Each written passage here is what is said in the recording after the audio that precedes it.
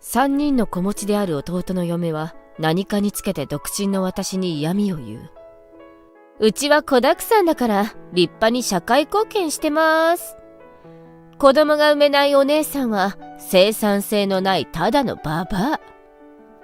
よくも言ったわね。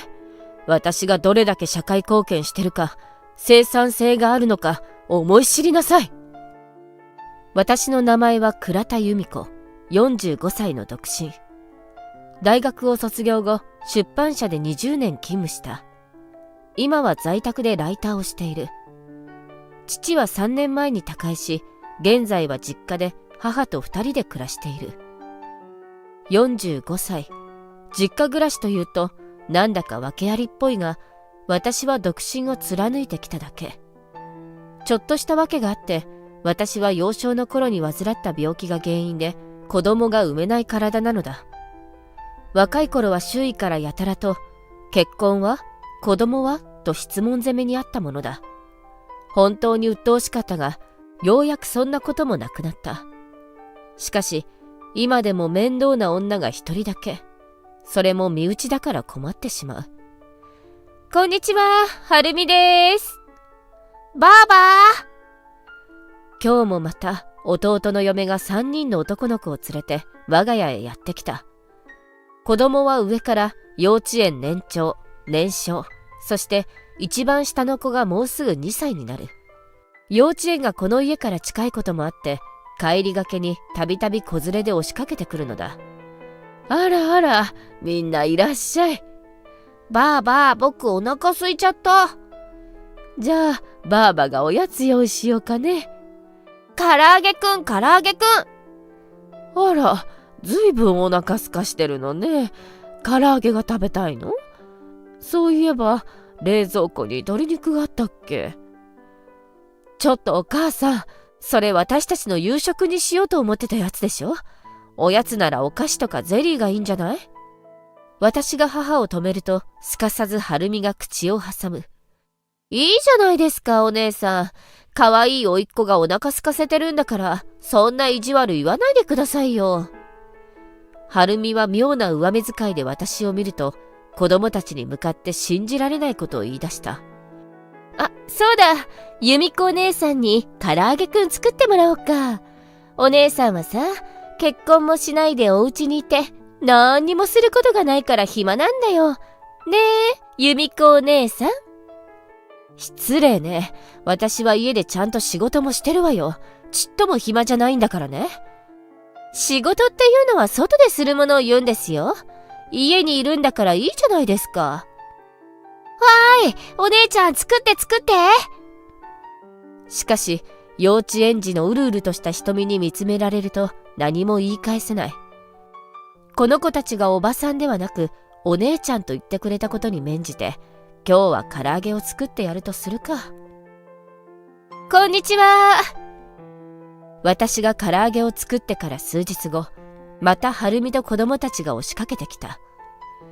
ずかずかと上がり込んできたはるみは部屋を見回すと私に聞いた。あれ？今日はお母さんいないんですか？うん、母は今日友達と会うからって出かけてる。そうですか。じゃあ、帰ろうかなというのかと思ったら、あんたたち、なんか食べる？はるみは子供たちにそう言って勝手に冷蔵庫を開けて中身を物色し始めた。ちょっとはるみちゃん、勝手に開けないで。いいじゃないですか。嫁の私が義実家の冷蔵庫を開けて何が問題なんですか？あ、いちごがあるじゃない。みんな、いちご食べる？やだ。それは今晩母と食後のデザートに食べようと思って奮発したイチゴなのに、私の大好物なのに。ああ、そのイチゴ、幼稚園児に食べさせるのはもったいない。ちょっとはるみちゃん、それは。かわいい甥っ子がお腹空かせてるのに、お姉さんまた意地悪言うんですか？はるみの言葉を聞いて、年長の長男坊がとことことこちらにやってきた。お姉ちゃん、ママに意地悪しちゃダメだよ。いや、お姉さんはママに意地悪なんかしてないよ。よかったね。いちご食べていいって。そう言って、はるみは子供たちにイチゴを渡し、私に向かって勝ち誇ったような笑みを向けた。どっちが意地悪だ。しかも2パック全部、子供に出しやがって。2パックのイチゴを一撃で平らげた子供たちを見て落胆している私に、はるみが言う。きっとイチゴだって、可愛い子供たちに食べてもらう方が嬉しいに決まってますよ。ババアに食われるよりね。え？今聞き捨てならない3文字が聞こえた気がする。だから、結婚もしない、子供も産まないババアに食われたら、高いイチゴがかわいそうだって言ってるんです。はるみちゃん、いくらなんでも失礼じゃない。私が子供産めないのは知ってるわよね。知ってますよ。病気でしたっけ？生産性のない体になっちゃって、お姉さんほんとかわいそうですよね。ちょっとはるみちゃん、あなた喧嘩売りに来たの？私はムッとして言い返したが、はるみは気にせずヘラヘラと続ける。そんなに怒らないでくださいよ。それで生産性のないお姉さんに前々からお願いしようと思ってたことがあるんですけど、高級イチゴを平らげておいて、その上まだお願いとは厚かましい。実は私、長男を将来歌って踊れるアイドルにしようと思ってて、もうすぐ小学生になるからダンスのレッスンに通わせたいんです。ほら、うちの長男ものすごく可愛い顔してるでしょ？将来絶対イケメンになるし、もうアイドルにするしかないって思って。ゆくゆくは子供たち3人ともアイドルにして、兄弟グループを作るんです。そして私は超有能なステージママになるんです。だから、レッスン代50万お願いします。はあ？何がふふふだ。まったく突然何を言い出すかと思えば。しかし、悔しいかな一番上の甥っ子は確かに誰が見てもものすごく可愛い顔をしている。だからって50万なんて大金ホイホイ出す人がどこにいる？そんなの私じゃなくて弟に相談するもんでしょ？お姉さんのケチ。お姉さんずっと結婚もしないで実家に帰省してるんだから、お金たくさん持ってるんでしょ？今は無職だけど。いい加減にしなさい。だいたいこんな失礼な弟嫁に50万ポンって出す人がどこにいるのよ。ここにいるじゃないですか。あなたですよ、お姉さん。どうせ結婚もせずに一人で年老いていくんだから、可愛い甥っ子に投資すると思って、ね？お願いします。あんたになんてあったって出したくないわ。とにかく弟と相談して。はあ、また私に意地悪言うんですね。そうだ、ついでと言ってはなんですけど、この家ってお母さんが亡くなったら誰が相続するんですか？は？全然ついでじゃない。突然何を言い出すんだ。一応私が相続することになってるけど、でも母だってまだ元気だし、病気一つしてないんだから、そんな話不謹慎でしょ？お姉さん自分の年考えたらどうですか？もう45ですよね。あっという間にその時が来ますよ。申し訳ないけど、私の家の相続の話にはるみちゃんは関係ないんじゃない？逆だったらどうなの？もし私がはるみちゃんの実家の相続に口を出したらおかしくない？だって、お姉さんは独身だし、私の実家なんて関係ないじゃないですか。私はこの家にお嫁に入ったんだから、立派な家族の一員ですよね。だから口を出してもいいんです。そんな理屈ないでしょ。それにお姉さん、この広い家を独り占めする気なんですか？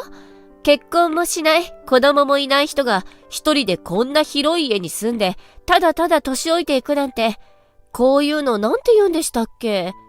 宝の持ち腐れ？そうよ、その通りだわ。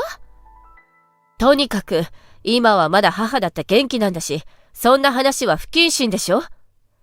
私が止めようとしても、はるみはエンジンがかかってしまったらしい。だってお父さんだってあっという間に死んじゃったじゃないですか。私相続で揉めるの嫌なんですよ。とにかくお姉さんがこの広い家に一人で住むなんてもったいない。私たちが相続してあげますから、お母さんが亡くなったらお姉さんはこの家を出ていくってことで。今日はせっかく二人でお話できたんで、今約束してもらえます？はるみちゃん、あなたさっきから自分で言ってることが分かってるの？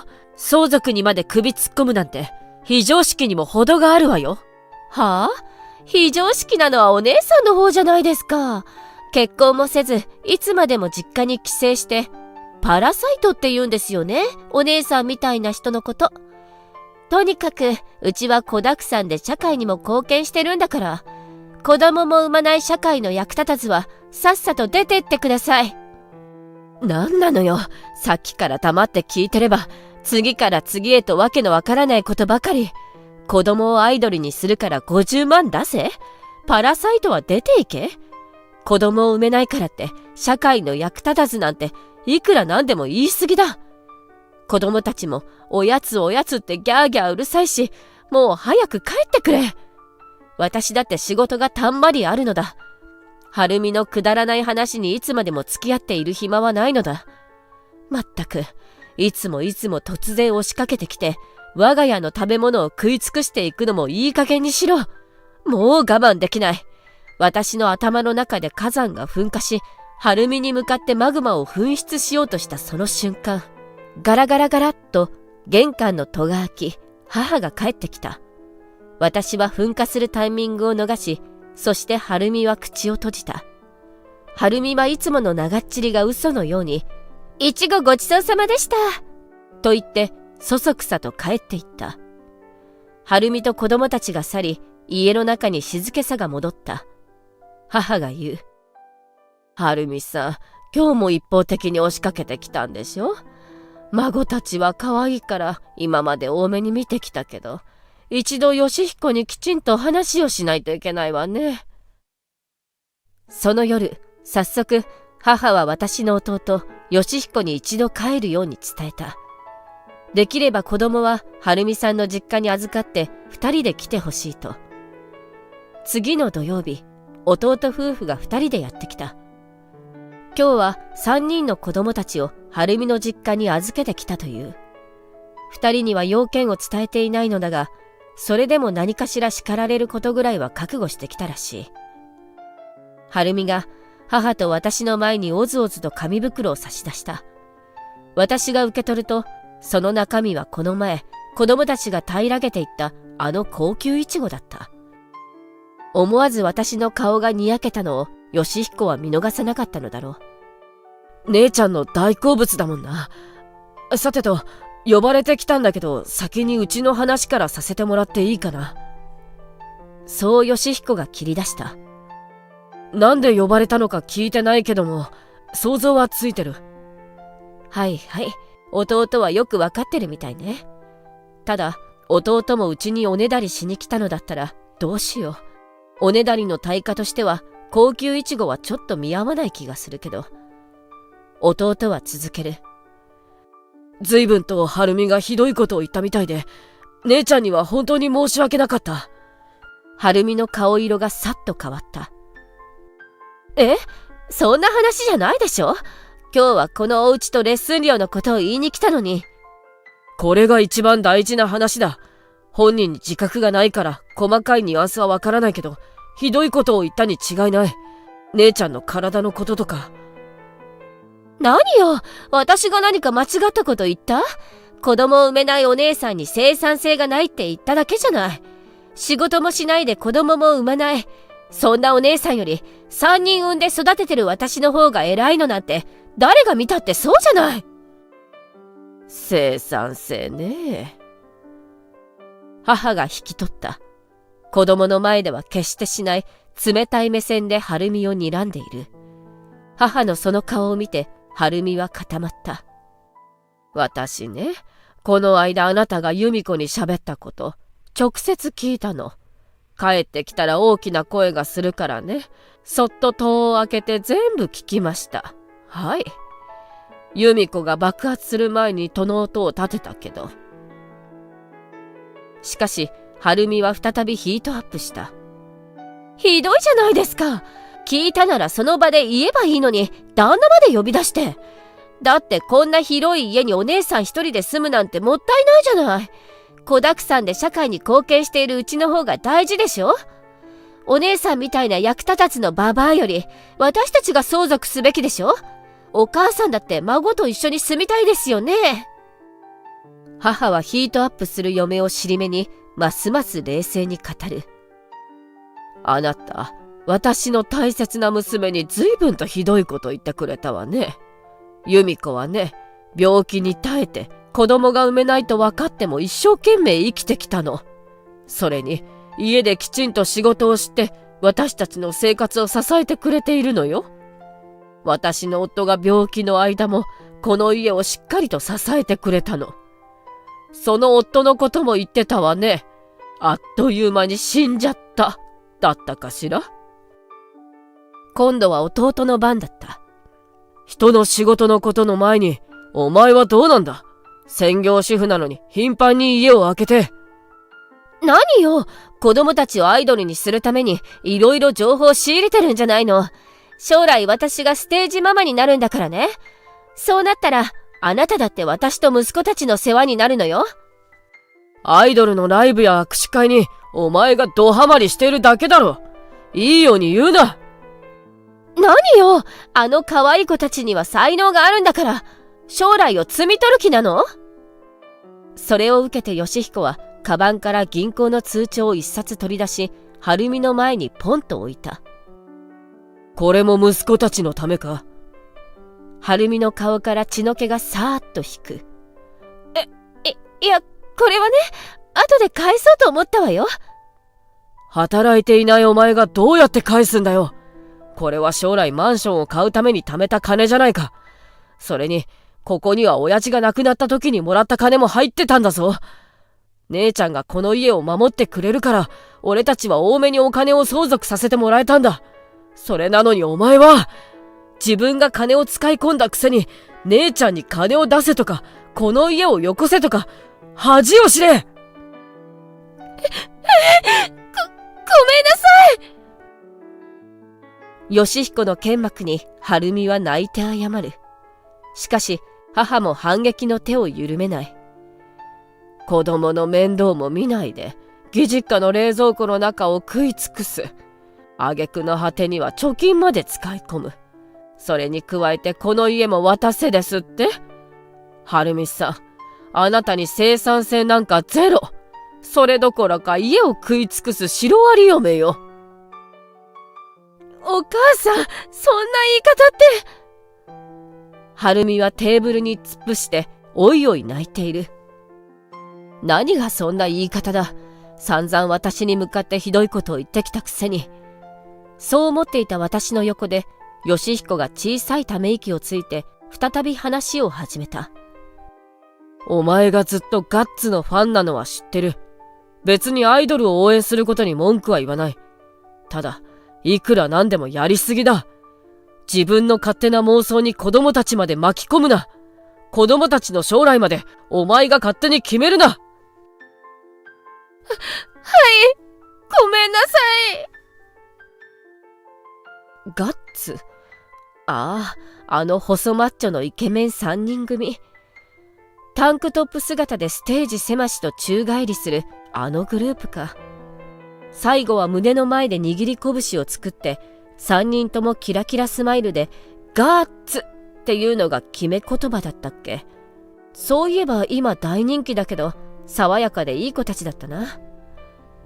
晴美ちゃんってガッツが好きなんだ。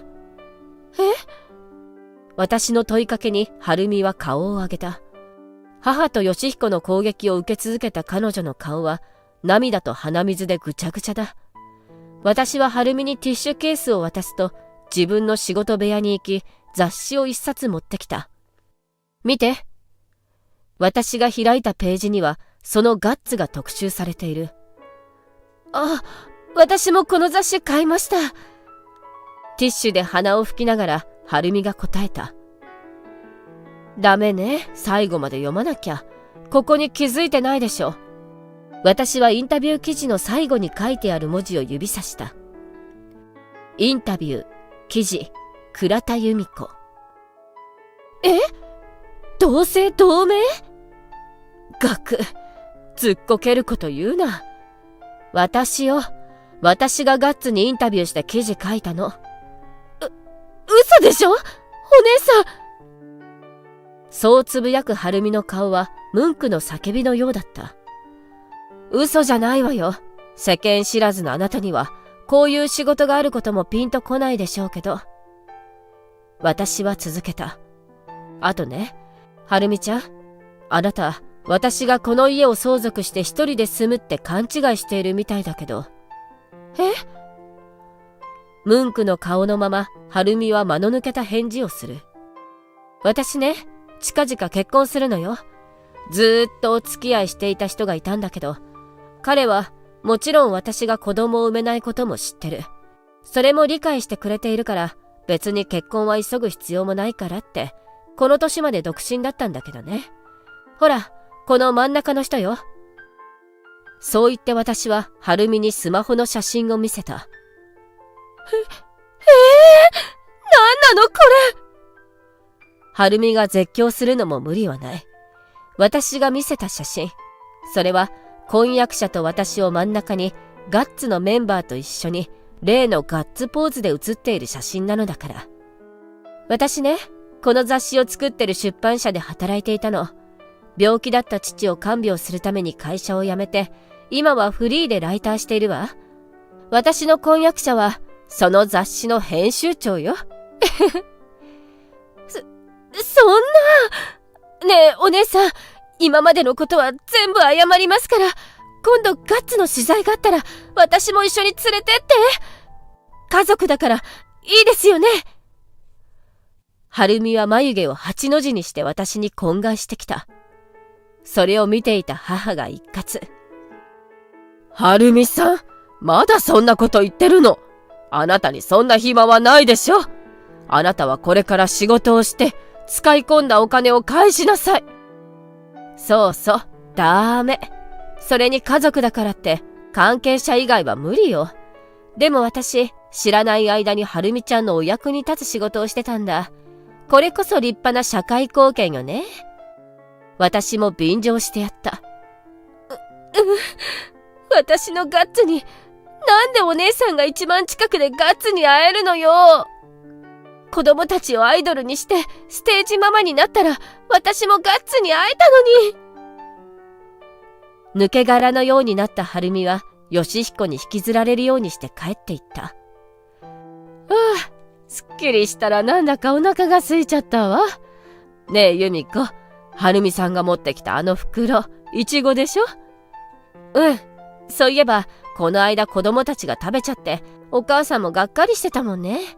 私、あのお母さんの顔、今思い出しても笑っちゃう。こら、親をからかうんじゃありませんよ。由美子だって、さっき晴美さんから袋を受け取ったとき、ずいぶん顔が緩んでたじゃない。お母さん、本当にいつもありがとうね。二人でひとしきり笑った後、私は母に心から感謝の気持ちを伝えた。何言ってるの。娘を守るのは母親なら当たり前よ。さあ、いちご食べましょう。うん、今取ってくるね。母と私は先ほどまでの騒動もすっかり忘れて、いちごのように甘い幸せなひとときを過ごした。その後、一連の出来事は晴美の実家にも伝わった。話を聞いた晴美の両親も激怒。しかし、孫たちのことを考えて離婚だけはなんとか勘弁してくれと、晴美が使い込んだお金は全額、彼女の両親が立て替えて義彦に返してくれた。ただ、晴美には必ず全額返済させると、彼女の父親はカンカンだった。その後、晴美は朝から晩まで働かされて、土日も掛け持ちでバイトをしているらしい。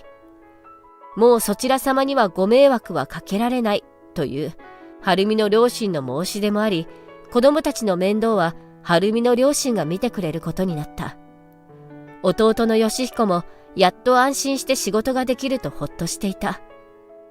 もちろん晴美はガッツのライブや握手会に行くことは今後一切禁止。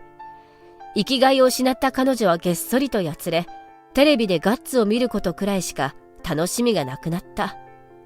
しかし、働き詰めで疲れ果て、テレビすら見る気力もないようだ。まあ、使い込んだお金を返済するまで、せいぜい頑張って耐えるがよい。そんな騒動から半年後、私はめでたく入籍した。私と夫は付き合いも長いので、母もずいぶん前から夫のことをすでに家族同然のように思っている。それに夫と母は気が合うので、さらに笑いの絶えない楽しい毎日になった。お互いアラフォーということもあり、結婚式はせず入籍だけの地味婚。その代わり新婚旅行を奮発した。2週間母を一人にするのは少々心配だったが、大丈夫よ。私はピンピンしてるんだから。心配しないで楽しんでいらっしゃい。私は母の言葉に甘えることにした。時間に余裕のできた義彦が私たちの留守の間、母の様子を見に来てくれるので、安心して出かけられそうだ。子供が産めなくても、私がそれなりに楽しい人生を過ごせているのは、いつも私に寄り添い励ましてくれた母のおかげだ。お母さんにはお土産たくさん買って帰ってこよう。そう思いながら私はウキウキと旅行の準備をするのだった。